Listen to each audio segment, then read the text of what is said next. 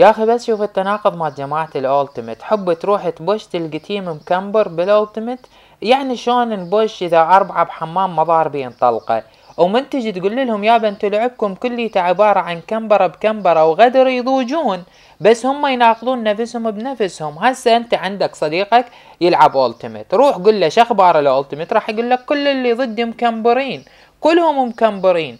اذا تدخل عليه سبكتيت، هو اصلا ما يصير تدخل سبكتيت بالالتيميت، تلقاه مكمبر، هو مكمبر ويحكي عن مقابله يقول لك مكمبرين. شوف انا مره صار وياي يعني موقف، جماعتي قالوا لي تعال انزل ويانا خلينا نلعب التيميت هم تساعدنا.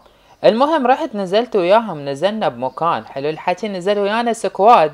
يا اخي اي لاعب محترف يجي يشيل سلاح يلزم على السكواد المقابله على مود يحاول يطلعهم يقصيهم من الجيم ويصير اسهل الجيم بالنهايه.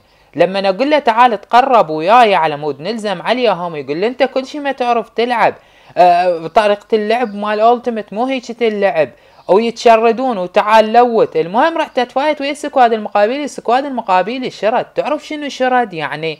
وين يعني اكيد هسه انت من تجي بنهاية الجيم تلقي لك 60 لاعب باقين، ليش؟ لان كلهم يتشردون، كلهم معتمدين على اليمن بنهاية الجيم على الغدر حلو، وعلى الكمبرة سكوادات متفايته ويروح يغدر السكواد، واذا هو انغدر يبوش يخلصك من عنده. يعني بين قوسين معتمدين على النقاط مال المركز لا اكثر ولا اقل، ومن تجي تحكي وياهم يزعلون وبكيفك بعد.